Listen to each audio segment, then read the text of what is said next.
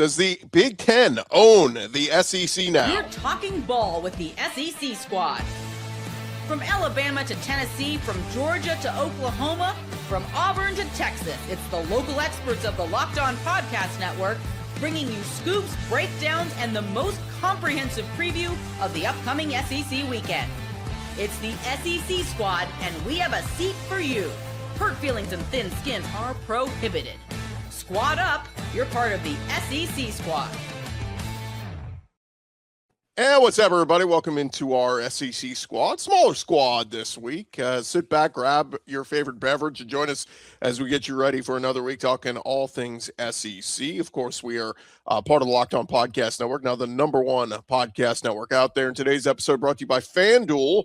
Right now, new customers can bet just $5 and get $250 in bonus bets if your first bet wins. Head to FanDuel.com to get started. Let's welcome in our squad this week. We've got Stephen Willis from Locked On Ole Miss, John Miller, Locked On Mizzou. I'm Chris Gordy, Locked On SEC. We'll see if we have another friend or two join us along the way. But, fellas, I don't know if you heard about this, but the SEC died this week. Everybody and their brother are writing columns that the SEC dynasty is dead.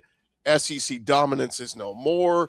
The Big Ten simply is the greatest conference we have ever seen because they are the reigning champs now in college football in Indiana, women's basketball in UCLA, and men's basketball at Michigan.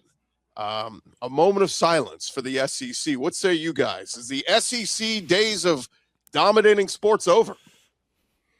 I might have an unpopular take on this one, but if Ole Miss is 19 seconds away from a national championship game and the last SEC team standing, the Big Ten can win every national championship from now until the end of time. I mean, just on repeat. That's what I care about. I'm not really necessarily worried about Georgia fans or Alabama fans or Auburn fans' feelings right now.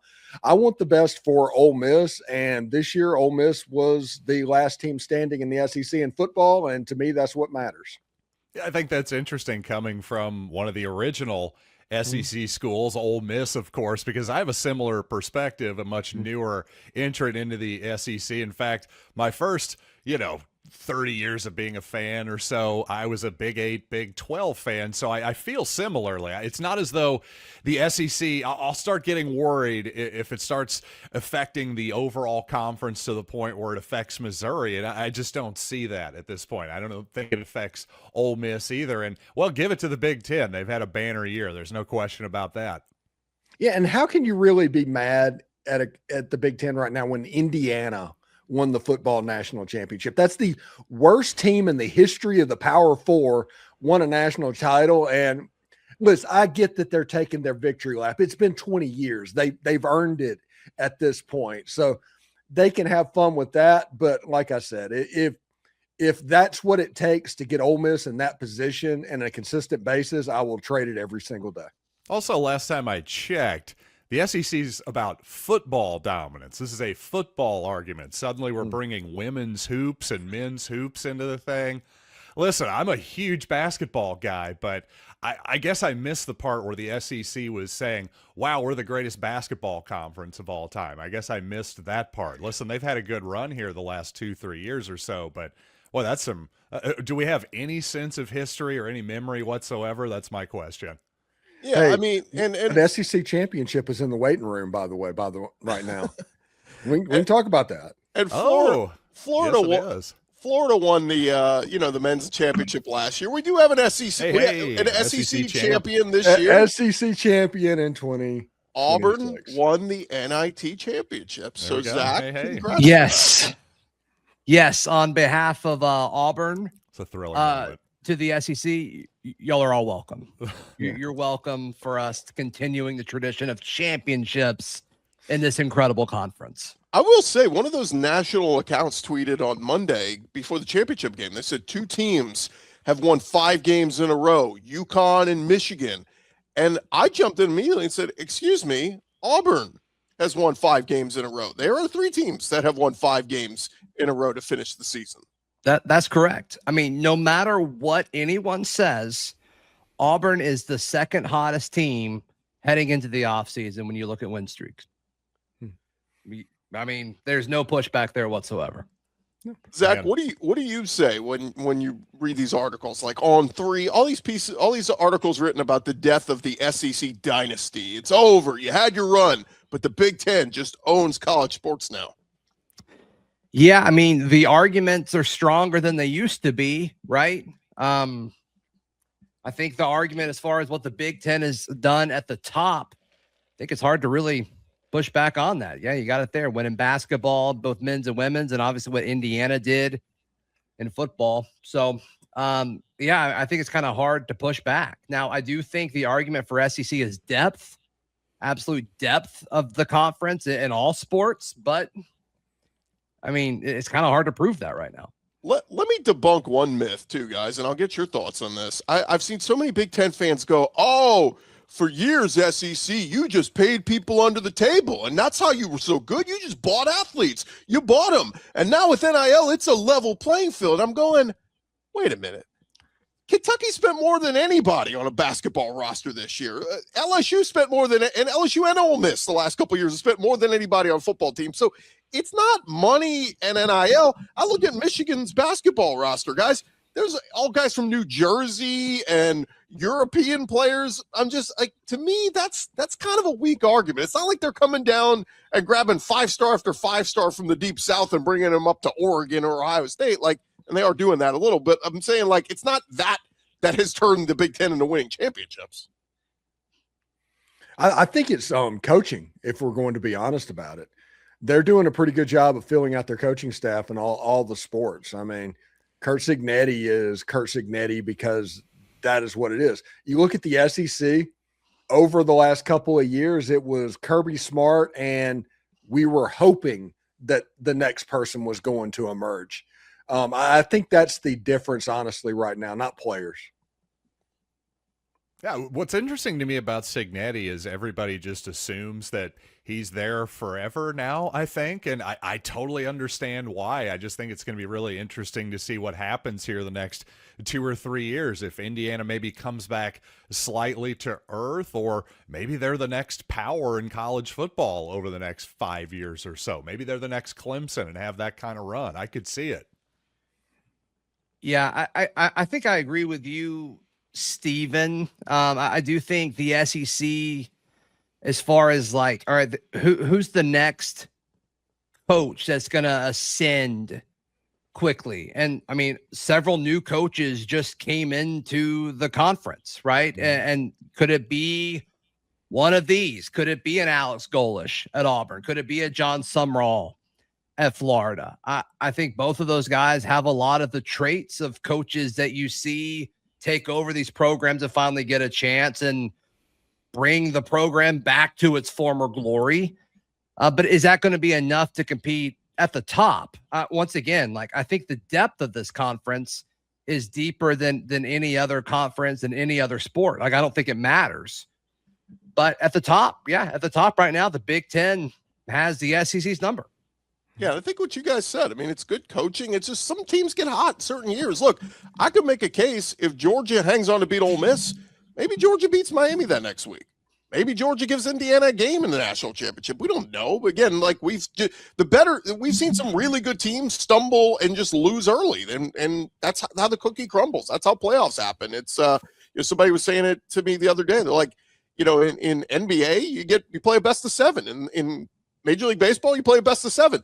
In college football, you got one chance. And if your quarterback didn't show up that day or you had a bad game plan, that's it. You don't get a redo. You don't get to redo it over. So I just think it's kind of how it's crumbled. I don't think it's like any sign that – did the SEC not have great teams last year? They did. They fell short. And so to me, I just think this is all a fallacy. And look, Michigan won a title. What happened immediately after? They fell off. Ohio State won a championship. They were pretty good last year, but they fell short, and we'll see what Indiana does after winning it all. Yeah, what happens if that pass interference is called and Ole Miss gets one more play from the 10-yard line? There you go. Yeah. Right. And look, I mean, for lightning to strike, right, you need that quarterback, that difference maker, surrounded by guys who either are extremely talented or just a roster that understands what they need to do and are well coached, is what we saw with Indiana. I mean, I think you look around the SEC, it's like, okay, could the best quarterback in college football be in the SEC? And it's like, it probably is. Whether he's in Oxford, yeah, I know, Steven, I know you'll quickly say Trinidad, which is fine. Does Arch take that step that we all think he can with, some of the weapons that Texas brought in? Can John Mateer do what he did last year for, before he got hurt for an entire season? You guys know I'm incredibly high on Byron Brown and his production at South Florida. There it is. You were waiting for it. You were absolutely waiting for it. Props to you, Gordy. I mean, there's a lot of like Lenoris Sellers. We saw what he was able to do. He didn't all of a sudden just get bad. Can he put it together in South Carolina, put it together? Sam Leavitt in Lane Kiffin's system. You were going to do it. You were going to find a way to bring up LSU. I'm proud of you. I mean, come on, Sam Leavitt threw for 88 yards against Mississippi State, so there's no doubt that he's going to be great. Hey, yeah. Austin Simmons at Mizzou. He was Ole Miss's. Yeah. I'm a huge Austin Simmons guy. I'm a huge Austin Simmons guy.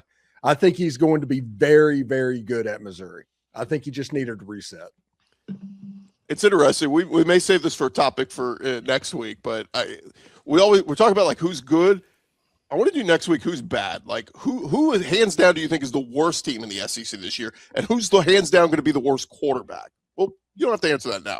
We'll visit that next week. I just think that's more of a fun. We're all hyping up good, right? We're all good.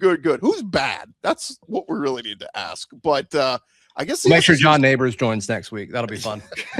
I guess the SEC is bad. So anyway, RIP. We'll put the SEC in the ground, and maybe they can come back and win something. Baseball might be pretty good. We'll see what happens there. That's true. Hey guys, when the squad returns, we got a topic John Miller brought up. What can your football team say confidently heading into 2026? We will touch on that coming up next as more squad rolls on. Hey, first, guys, do want to remind you that the NBA playoffs are here. Every possession matters. Every matchup is magnified. Every game can swing a series. And right now, FanDuel giving new customers a great way to get in on the action. If you have never played FanDuel before, you are going to love what they got going on. And here's what you will like. You can bet just $5 and get $250 in bonus bets if your first bet wins. FanDuel app makes it super easy to follow all the action, player stats, trends, matchups, all in one place. And during the playoffs, that extra insight really matters when you're looking at stars, role players, and key moments. It just makes the entire playoff experience more engaging from start to finish. Again, you can check them out right now, FanDuel.com. Get on some future bets.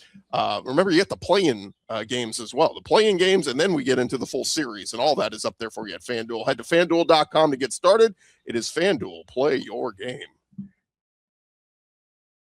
All right, gents, diving back into it with our squad. And John Miller, you had an interesting question in our group chat. You said, as we kind of look ahead to the 2026 football season, what can you say confidently about your team heading into this season? If you need to make a declarative prediction and go, this is going to happen, explain what you were thinking.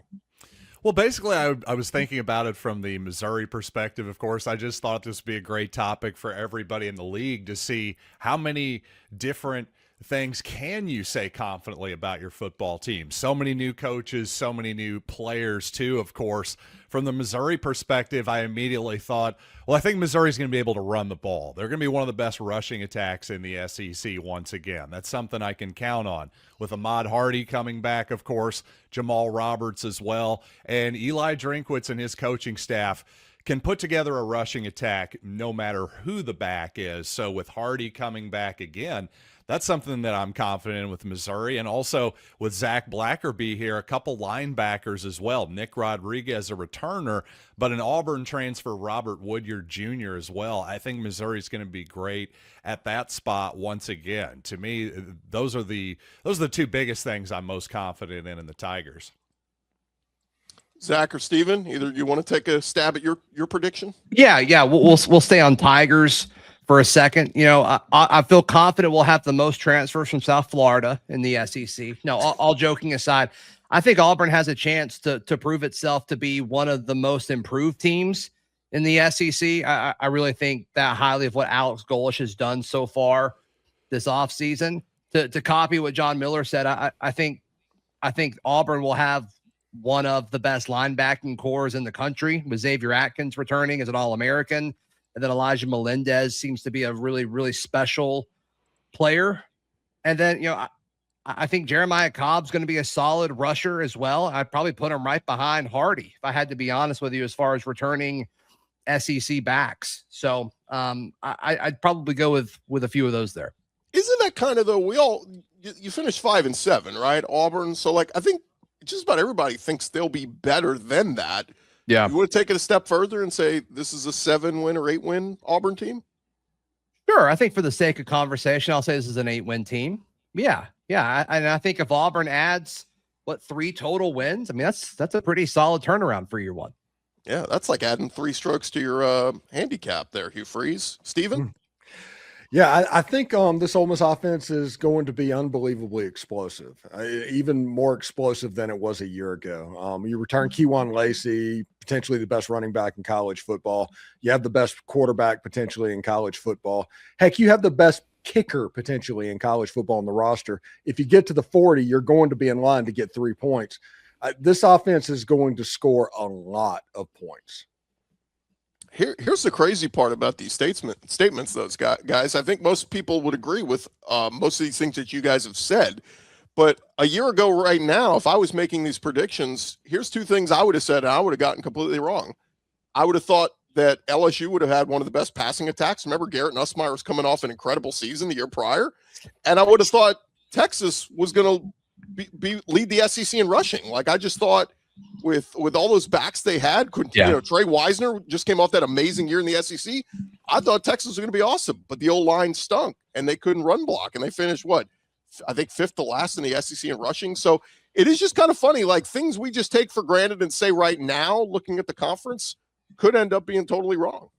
Well, you remember before last football season, I guess it was on Tiger droppings, it started coming out about Nussmeier got hurt and all of this was going on.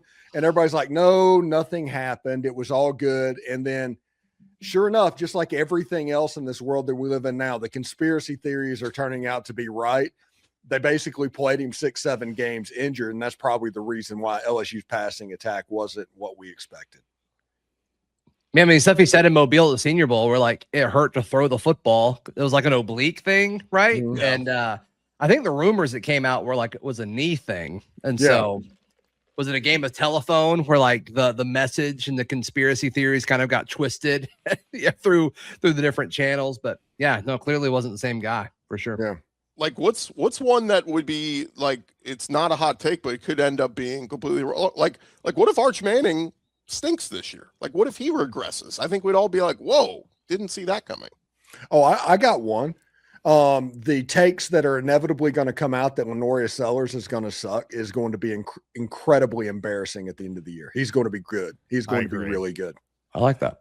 Yeah, I agree with you on Sellers. I will say one thing that's interesting to me is when Zach Blackerby was talking about new coaches, and I agree with him on Auburn's new coach, Alex Golesh, by the way. I'm pretty bullish, especially when you compare to what Hugh Freeze was bringing to the table last season, to be brutally honest with you. I think another 3 wins for Auburn is pretty realistic. But here's the thing. I think Ole Miss is going to be good this season. I think it's interesting that nobody has brought up that Pete Golding is basically a new head coach as well. I understand he finished the season and I did well, I think, in the playoffs for the most part. You can't really complain about the results other than a close loss there.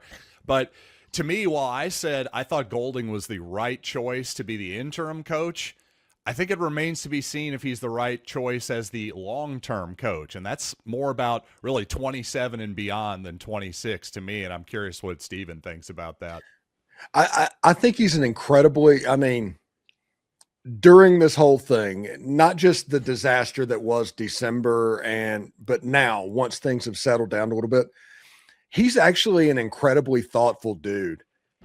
When it comes to how he's going to build his program. And there's a lot of Nick Saban stuff from the 5 years that he spent in Alabama. I like where he's at, but for instance, in this age of 15 analysts for every single position, he mentions that, hey, he wants 3 different type of coaches in every room. So there's always somebody there, but they all have different strengths. Stuff like that is not something that people normally think about. Let me just throw a few out there, guys. Like, and some of these are hard to answer. Alabama. What can we say confidently about Alabama heading into 26? They were one of the first teams I thought of other than Missouri in this exercise because I don't know. I'm not totally sure. I think that's a great question. Well, what do you guys think? Well, the to predict anything like negative happening with Alabama or uncertainty, I do think a lot of that's going to get covered up with their schedule. I mean, if they don't go 10-2, like they are going to run him out of the place.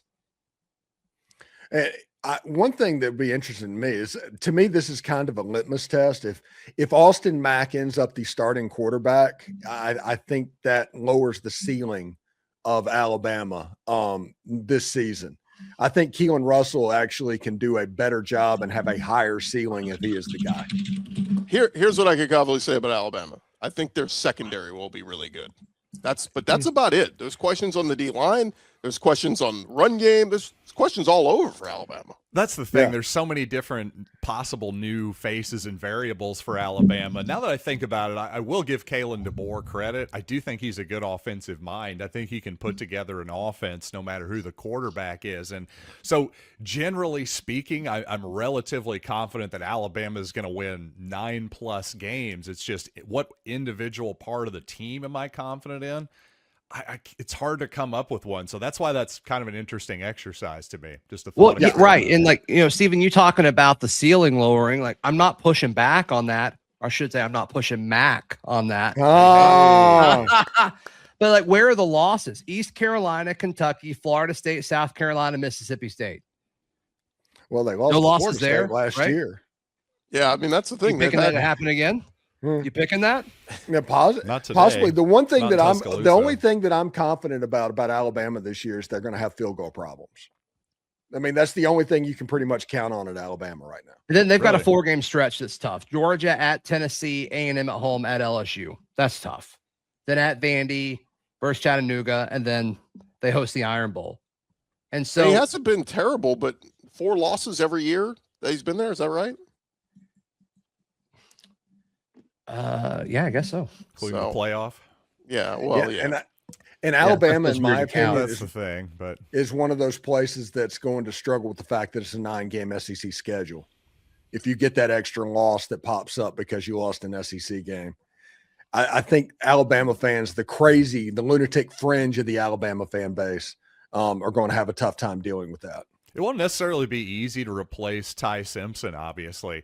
But if I'm an Alabama fan, I want to see him get back to running the football effectively again. Because that was very absent last year. Speaking of that Florida State game, and speaking of the playoff, too, it was almost even worse. Yeah, effectively is not even that's a pipe dream at this point. Just doing it. Man, when I was Nick watching Saban's rolling over on the college football game day set. Watching Alabama versus LSU this year, and both teams couldn't run the football, I was like, "What alternate universe am I in that feels wrong? Teams can run." So Feels wrong. All right, gents. When we return, President's executive order came out a couple days ago. It seems like a lot of people are in support of this. Let's see if you guys like the idea. We'll talk about that coming up next. I'm Clea Butler, host of Locked On Women's Basketball, and this is Mazda's Women's Basketball Snapshot, celebrating the work no highlight reel can ever capture. UCLA made history by winning its first NCAA Women's Basketball National Championship, dominating South Carolina 79-51. The Bruins controlled the game from start to finish with elite defense and balanced scoring, finishing the season 37-1. Star center Lauren Betts was named Most Outstanding Player, leading a team effort that capped a 31-game winning streak. Under head coach Corey Close, UCLA secured a landmark title that has been decades in the making. These moments are earned off the clock, those long before the lights ever come on. The sweat, the fakes, the doubt, the scrapes. I'm coming back for more every time. Mazda puts that same drive into every detail. Wins define the moment. Putting in the work, that defines you. There's more to a Mazda because there's more to you. SEC squad roll along here. I want to remind you guys to take advantage and get into our Everydayer Club, lockedonpodcast.com/everydayer. You can become an everydayer, your favorite Locked On SEC show, whether that's Ole Miss with Stephen Willis, Mizzou with John Miller, Auburn with Zach Blackerby. You can chat with them in the Discord channel, get ad-free versions of the show. Again, lockedonpodcast.com/everydayer for more info. All right, gentlemen, the president of the United States issued an executive order a couple of days ago. Basically, the gist is this. It would require NIL deals to reflect fair market value. It would limit athletes to one free transfer without sitting. If you transfer a second time, you got to sit out a year, like the old rule. A 5-year window to complete 5 seasons of eligibility. So that basically your red shirt, medical red shirt, whatever, and would put pressure on schools and NIL systems to enforce regulations. Now, every college commissioner has come out and said, I support this. Charlie Baker, the NCAA, has come out and said, I support this. All the people in power said, I support this. The problem is, fellas, we did not hear from the ones that get affected most by this, the players. The players have had no say in any of this. So how likely do you guys think that these rules are to be adopted again? All the power brokers seem to be on board with this. Well, I think the biggest thing is the fair market value. You know, the eligibility thing is great. 5 to play 5, that's awesome. But the fair market value thing, haven't we already? We've tried that. Done this? Right. Yeah, we've tried that. So once again, or trying it, really. Right. I mean, that's what the whole clearinghouse was for. Yeah, the college sports commission. Last August, like all these NIL deals over $600 were supposed to get processed through this to determine fair market value. So once again, who's determining fair market value? That to me is like, that's great. I agree isn't with it all the of this, market? The word market changes. is right in there. Isn't it the market that's supposed to decide that? Apparently, Donald Trump is not for freedom in this particular case, but I don't want to get too far afield here. I will say, speaking of getting far afield, without even getting into the specifics of the executive order, this is where I wish Jimmy Stein were here, our attorney, because I truly don't understand when there have been court decisions. Now you've got an executive order from the federal government. Which one takes actual legal precedence here? I truly don't understand the court that, decisions. I have to admit. Well, I think so. But again, I don't know. Well, he can make the executive order, right? But then what does the Justice Department do potentially? I'm just saying, this is a confusing moment for everybody involved. Yeah, it's going to get sued almost immediately. It's going to get overturned. The reason is the only way that a law can be passed, and I learned this by watching Schoolhouse Rock, is that a bill needs to happen on Capitol Hill. I mean, that's what has to happen. These executive orders are great, but they don't affect the actual law. Now, I guess Army and Navy, who are being completely run by the federal government, they would be impacted, but states would not.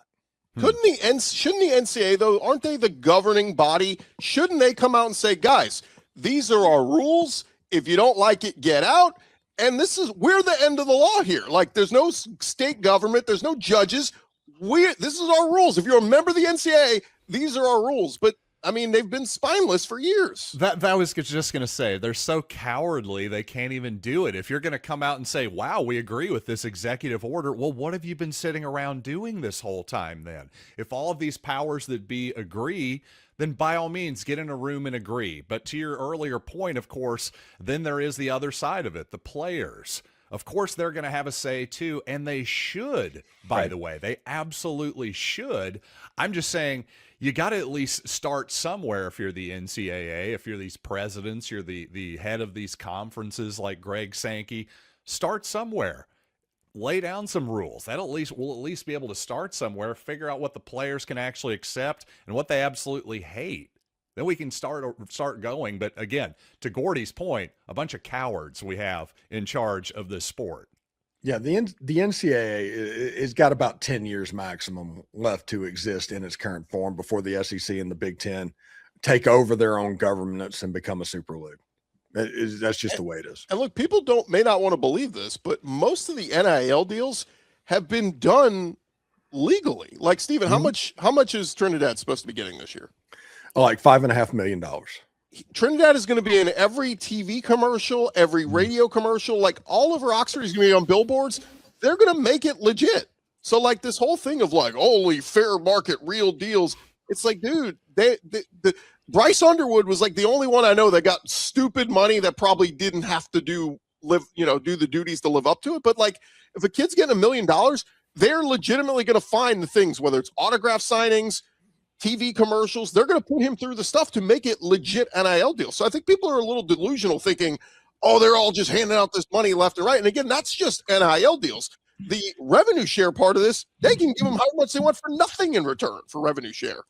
Yeah, no, you're 100%. I mean, Byron Brown is, Auburn's highest paid football player, we're all assuming, and he's following Golish all throughout the Southeast doing the speaking tour thing, and he's getting paid for that. That's part of his NIL. That's part of, what he's getting with all that. So yeah, I'm with you. I think a lot of these deals are like there has been an exchange of goods and services. Now, what is fair market value? Once again, like that's been my question the entire time throughout all of this is how do you define that? Who's defining that? Because once again, like the NCAA and that clearinghouse was supposed to be doing that. And if they're not, then like what's the point of it to begin with? What do you guys think real quick on going back to the one-time transfer? I kind of like that because I do think it has gotten – look, we've had guys always transferring all the time. We don't get Joe Burrow and Jaden Daniels without transfers, right? We don't get Cam Newton without transfers. But the one-time transfer, and I think even make it – if you commit to a school, make them have to go for 2 years, right? Instead of like the one and done, you don't play, you got the $1 million, and then you leave. Like at least give them some kind of commitment for more than a year. I think just that alone will help with some of the NIL stuff because you don't have to like, not everyone on your roster is a free agent, I guess. Or if they have already transferred once, man, all the leverage really then goes to the school when they talk about NIL and, contract negotiations. So if somebody goes somewhere after their freshman year, they transfer, they go ahead and use their free transfer, like their negotiation power for the rest of their collegiate career like really, really plummets. So curious to see what the potential fallout for that could be. Yeah. And the problem that we have is, let's say Trinidad Chambliss makes all of that money. What is the fair market value? And they're going to point to how much he's making because somebody on the baseball team is not making anywhere near that. So obviously an athlete is an athlete in their mind. That this argument that people are having about fair market value and the fact that football actually earns that keep and baseball kind of is living off of it is going to cloud all of this. This little badge behind me, by the way, I got at the Chicago Board of Trade, being a floor trader down there. I may know a little something or two about economics. Heck, we can't even get people to agree on what value itself means. Is it subjective or is it the labor theory of value? I mean, my God, I could go on about this all night. The point is, Zach Blackerby made it. Who decides this? Well, in my world, it would be the market. But I will say this, back to the executive order and Chris Gordy saying, hey, I kind of like hey, you get one time as a free transfer. How about one exception to that? If your head coach leaves, well, then suddenly you kind of get that how that sort of opens up a free window or whatever. I can see that. But I will say one thing.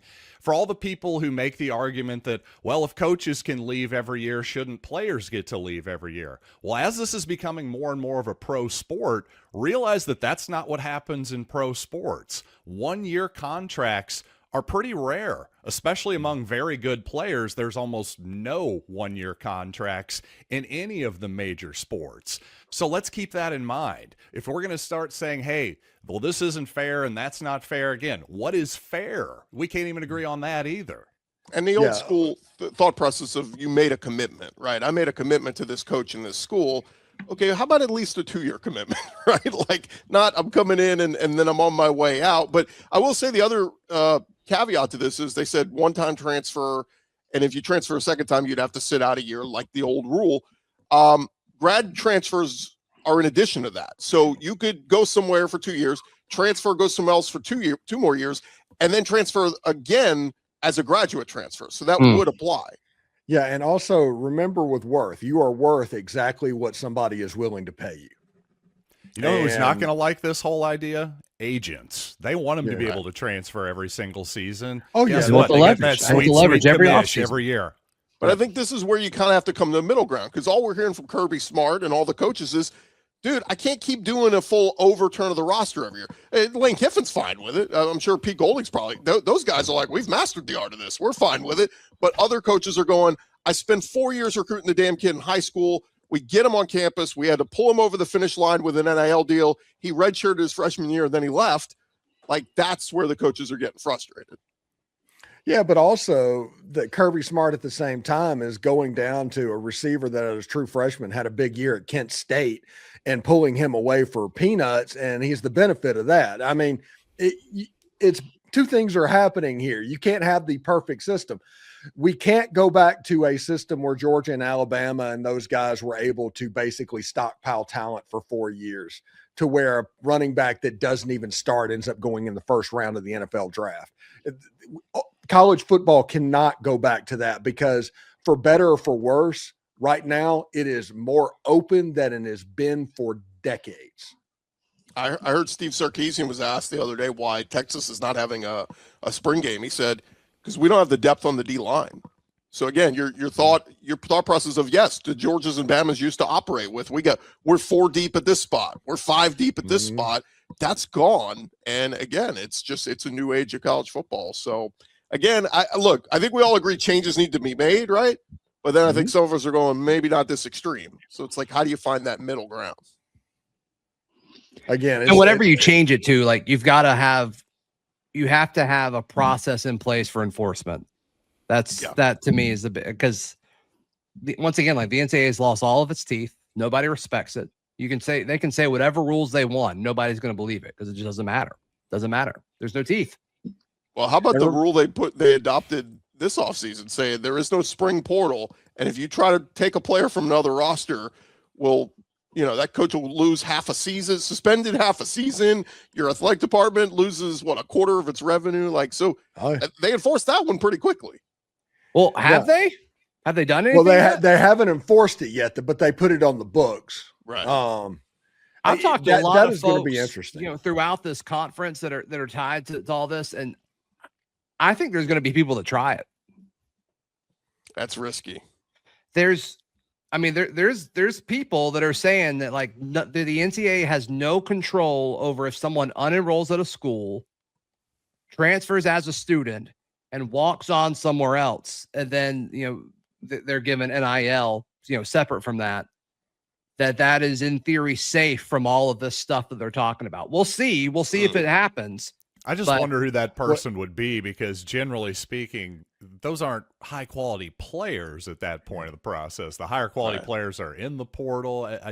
I think it's theoretically possible. I just wonder. No, like, let's say a starter at, I don't know, pick a random, like, solid school, Louisville. I don't know why Louisville came to mind. The starter at Louisville gets a call from a Kirby Smart or an Ohio, a Ryan Day at Ohio State, whatever it might be, and says, "Hey, we've got a spot for you. We'll pay you $1 million plus whatever the cost of tuition is." So he unenrolls from Louisville. Any college athlete can do that, just like a student can. Transfer as a student, like any other person can, to Ohio State. Hey, I want to walk on. They walk on like normal, and then they pay him the money through NIL. Like, I think that's what this is trying to stop. And there's a group of people that think that won't stop it. In that scenario, Ryan Day will be suspended the first 6 games of the season. So we'll see. Good luck. See if it happens. The way I look at it, they can do all of that, but the moment that player steps on the football field, the coach has to pay, not the player, the coach. Yeah. And the universities basically bringing this up and voting for it makes me think that it's not likely to happen. But hey, if a quarterback went down in spring, I mean, your fall is ruined. Whoever it was, if Arch Manning went down right now, Texas, they would be panicking, and rightfully so. They're pretty deep. They got Diabell. They got some good talent behind them. Again, it wouldn't be great, but I think they'd be all right. But you're right, Stephen. The schools agreed on this, so that means the coaches signed off on this. So that's the big thing. That's the whole reason they wanted rid of the spring portal, was to protect their rosters, and you've got that right now. You've got protection of your roster through December right now. So we'll see what happens with that, but. Fun conversation, guys. If it goes through this year, next year could be the return of the spring game. Once it starts normalizing, next year there could be real spring. Auburn's having a normal spring game. I didn't realize how unusual that was until this conversation. Yeah. Who knew we could have a topic on somewhat on politics and not get political? That was certainly fun. I'm proud of us. More partisan, darn it.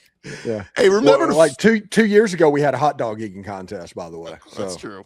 Remember to follow and subscribe to your favorite SEC show. We'll be covering your favorite team every day throughout the off season. Don't forget, I'll have you covered with the entire conference every day with Locked On SEC. We're part of the Locked On Podcast Network, now the #1 podcast network out there. And reminder, you could be part of our Everydayer Club. Just go to lockedonpodcast.com/everydayer. For Zach Blackerby, John Miller, Stephen Willis, I'm Chris Gordy. This has been the SEC Squad. Byron Brown for Heisman. Ooh.